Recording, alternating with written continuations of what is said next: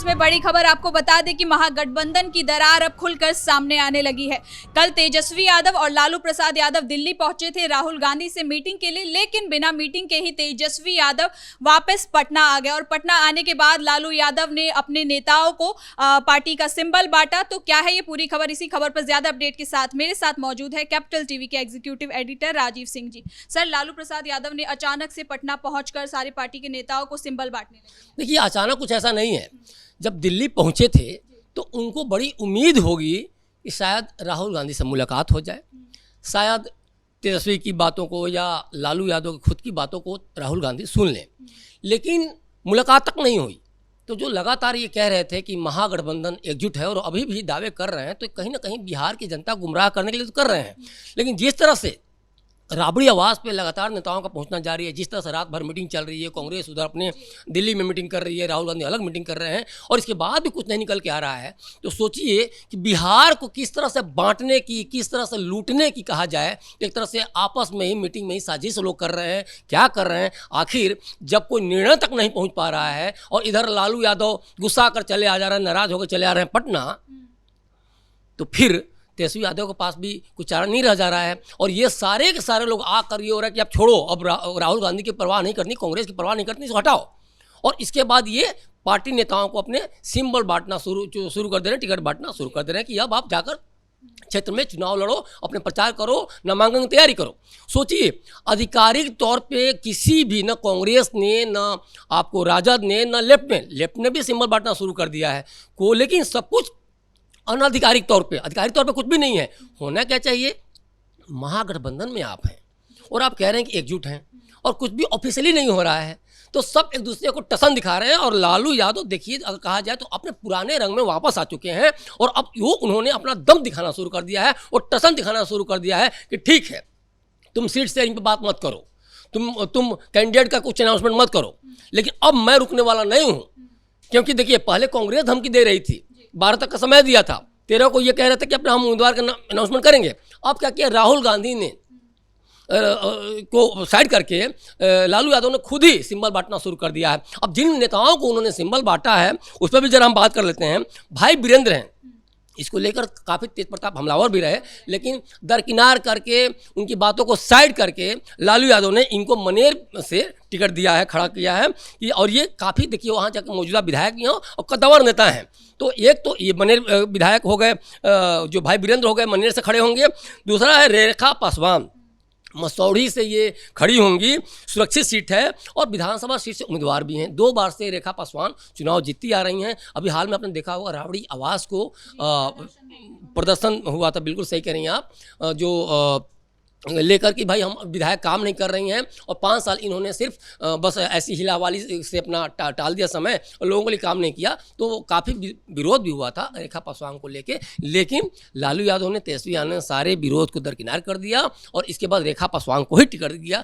कह सकती हैं कि एक तरह से क्षेत्र के लोगों का भी उन्होंने अनसुना किया और रेखा पासवान को टिकट दे दिया। इसके अलावा बोगो सिंह, बेगूसराय की मटिहानी सीट है, बहुत ही पॉपुलर सीट है, तो बोगो सिंह को यहाँ टिकट लालू यादव ने एक तरह से कंफर्म कर दिया है, सिंबल दे दिया है, तो ये भी यहाँ से चुनाव लड़ेंगे। इसके अलावा परबत्ता के डॉक्टर संजीव कुमार हैं, ये जदयू में थे, जदयू से राजद में गए, सबसे पहले इन्हीं को सिंबल बांटा गया। और ये काफ़ी वहाँ एक बड़ी बात है कि देखिए, जिस तरह से भाजपा और जो जदयू की जो स्ट्राइक रेट रहा है वो बड़ा शानदार रहा है।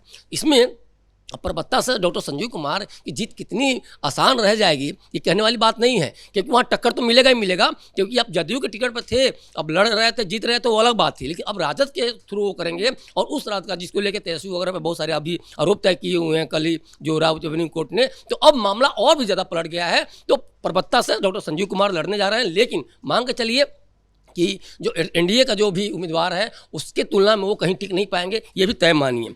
दूसरी बात है राजेश कुमार, हथुआ विधानसभा सीट से उम्मीदवार हैं, लालू यादव ने इनको टिकट दिया है, इन पर विश्वास जताया है कि शायद कुछ करिश्मा कर दिखाएं। अभी देखने वाली बात होगी जब 14 तारीख को रिजल्ट आएगा, 14 नवंबर को, कि क्या होता है। तो एक तो ये है दीपू सिंह उर्फ दीपू राणावत भी इनको कहते हैं, संदेश विधानसभा सीट से उम्मीदवार हैं। इसके पहले इनकी जो माता जी हैं उन रेणु देवी वो थी, लेकिन इनके बड़े बेटे रेणु देवी के बड़े बेटे को दीपू सिंह को यहाँ टिकट मिला है। और ये भी कहा जा रहा है कि ये भी सीट कहीं ना कहीं इन पर जो विश्वास जताया गया है कि दीपू सिंह शायद यहाँ से राजद की सीट निकाल दें, तो यहाँ भी कांग्रेस की बातों को दरकिनार करके दीपू सिंह को सीट अलॉट कर दिया गया।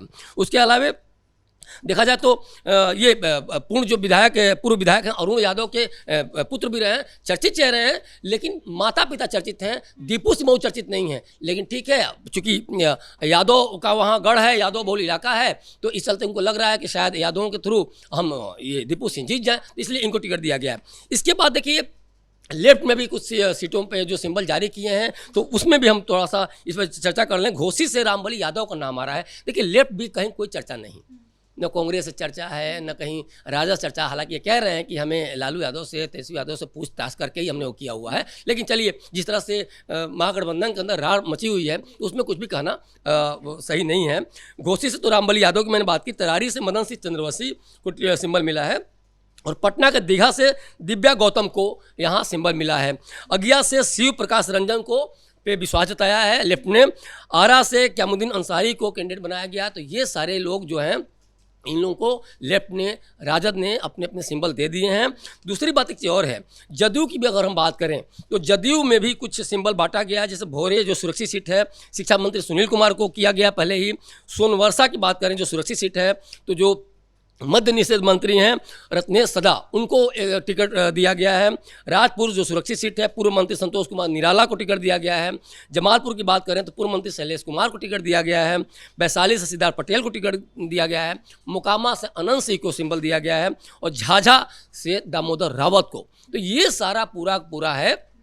और आगे आने वाले समय में आप कई सारी पार्टियों द्वारा देखेंगी कि सिंबल, हालांकि महागठबंधन के बारे में कुछ नहीं कह सकता है, क्या पता ये सारे के सारे अपने सीटों पर राजद चुनाव लड़ जाए, कांग्रेस लड़ जाए, क्योंकि जिस तरह से इनकी जो लड़ाई चल रही है वो देखने वाली होगी कि क्या होने वाला वो समय ही बताएगा। महागठबंधन में अभी सीट बंटवारे को लेकर कोई फैसला नहीं आया है, लेकिन लालू यादव का ऐसे अचानक से सिंबल बांटना, ये किस बात का संकेत है? देखिए, सबसे बड़ी बात है कि महागठबंधन में भरोसा नहीं है। ये बता रहा है कि भाई हम अपनी राह चलेंगे, तुम अपनी राह चलोगे, तुम्हारे ऊपर कोई मुझे भरोसा नहीं है, तुमको जो करना करो, मैं अपनी मनमानी करूँगा। दूसरी बात एक चीज़ और है, राउज एवेन्यू कोर्ट का जो आरोप तय हुआ है राबड़ी देवी पे, लालू यादव पे, तेजस्वी यादव पे, ये बहुत बड़ा फैक्टर होने जा रहा है। तय मानिए आने वाले समय में चुनावी पोस्टर जो हैं पूरे भ्रष्टाचार से, तेजस्वी पे आरोप को लेके, लालू पे आरोप को लेके, तो ये पूरा का पूरा पट्टा होगा। दूसरी एक चीज़ और भी है, गठबंधन में देखिए अनुशासन नाम कोई चीज़ नहीं है, ये भी बता रहा है। अगर अनुशासन नाम कोई चीज़ होती तो आधिकारिक घोषणा का आप इंतजार करते, आप सीट शेयरिंग पे बात हुई नहीं और आप उम्मीदवार उतारने लगे, तो ये समझ से परे है। दूसरी बात एक चीज़ और है, नेतृत्व को लेकर भी विरोध। आप देखिए, शुरू से ही राहुल गांधी ने तेजस्वी के नाम पे कहीं ना कहीं इनकार किया है, वो कभी सहमति, बिल्कुल सहमति नहीं रही है। और अब राउज एवेन्यू कोर्ट का जब आ जा रहा है आरोप जब तय कर दे रहा है, तो अब तय मानिए किसी भी कीमत पर राहुल गांधी तैयार नहीं होंगे। भले ही लगातार तेजस्वी सरकार करते रहें, लेकिन तय मानिए अब जो महागठबंधन में जो तेजस्वी को लेकर कहीं बात उठ रही थी, अब उस पर नहीं होना है, नहीं बात होनी है, क्योंकि अब इनको लग रहा है कि जंगल राज पार्ट 2 को लेकर जो हमलावर थे, जो एनडीए हमलावर थी, या फिर ये कह रहा था कि ये भ्रष्टाचारी चेहरे हैं, और तो ये चीज़ें अब और ज़्यादा पुख्ता होंगी। दूसरी बात है कि देखिए, जातीय समीकरण का टकराव भी है। देखिए, कई सारे सीटें ऐसी भी हैं जिसको लेकर अभी भी राजद और कांग्रेस में ठनी हुई है, और इसीलिए ये सारी चीज़ें बात नहीं बन पा रही हैं। जैसे मान लीजिए 135 सीट पर राजद लड़ना चाह रही है और कह रही है कि तुमको मैक्सिमम मैं दूंगी, वो कह रही है कि 61 सीट पे, कांग्रेस अपने आप को 61 मांग रही है, लेकिन तैयारी नहीं है राजद 52-54 पर तैयार है, क्योंकि उसे ये मानना कि फिर इस बार अगर हम इतना दिए तो पिछली बार जिस तरह 70 दिए थे, 51 हार गए, तो इस बार भी तुम पूरा गंवा दोगे, इस बार भी सरकार नहीं बनेगी। क्योंकि तेजस्वी यादव कहीं ना कहीं लगता है कि अगर पिछली बार हम राजद सीट कम दी होती कांग्रेस को, तो शायद हम सरकार में होते, ये उनको लग रहा है। तो एक तो इसमें है पूर्णिया की 82 सीट है, जिसको लेके ये है कि कांग्रेस को वो सीट नहीं देंगे। राजद पिछली बार लड़ी थी और वो चाह रही है कि कांग्रेस, अब इस बार चाह रही है कांग्रेस ही उस पर लड़े, लेकिन राजद देने को तैयार नहीं है। उसके अलावा किशनगंज की बहादुरगंज सीट है, वो कांग्रेस लड़ी थी पिछली बार, लेकिन अब चाह रही है कि राजद को मिल जाए, और लेकिन कांग्रेस तैयार नहीं है। इसके अलावा अररिया के रानीगंज है, जो राजद लड़ी थी पिछली बार, लेकिन अब चाह रही है कांग्रेस उसको सीट दे दे, लेकिन वो तैयार नहीं हो रही है कि नहीं अब इस पे सीट पे मैं ही लड़ूंगी, मेरा उम्मीदवार जीत जाएगा, तुम्हारा उम्मीदवार हार जाएगा। इस तरह की बातें इन लोगों में चल रही है। भागलपुर के कहलगांव सीट एक है, बहुत पॉपुलर सीट है, कांग्रेस पिछली बार लड़ी थी, अब वो चाह रही है कि राजद चाह रही है कि उसे मिल जाए, लेकिन कांग्रेस देने को तैयार नहीं है। उसके अलावा सहरसा सीट है, राजद के पास थी पिछली बार, और अब वो चाह रही है कि कांग्रेस चाह रही है कि उसे मिल जाए, तो इस पर भी तैयार नहीं है। तो ये पूरी बातें हैं, सीट शेयरिंग को लेके है, कहा जाए अनुशासन नहीं है, जो कैंडिडेट को लेकर नहीं तुम्हारा कैंडिडेट हार जाएगा, मेरा कैंडिडेट जीत जाएगा, लालू यादव अलग टसन में है। तो ये सारी चीज़ें जो हैं यही कवायद हैं कि किस तरह से हम महागठबंधन में समझौता कर लें, लेकिन दोनों चाहे राजद हो, कांग्रेस हो, लेफ्ट हो, सब अपनी अपनी राह चल रहे हैं। तो तय मानिए आने वाले समय में भी महागठबंधन में बहुत बड़ा राह देखने को मिल सकता है। बहुत बहुत शुक्रिया सर आपका इन तमाम जानकारी के लिए। तो कुल मिलाकर महागठबंधन की जो दरार है वो अब खुलकर सामने आने लगी है। लालू यादव द्वारा पार्टी नेताओं को दिए गए सिंबल एक बहुत बड़ा संदेश देता है कि कहीं ना कहीं महागठबंधन में और कांग्रेस और आरजेडी के बीच जो दरार है वो अब खुलकर सामने आने लगी है। फिलहाल इस ब्रेकिंग में इतना ही। कैमरा पर्सन कुणाल के साथ मैं सृष्टि शाह।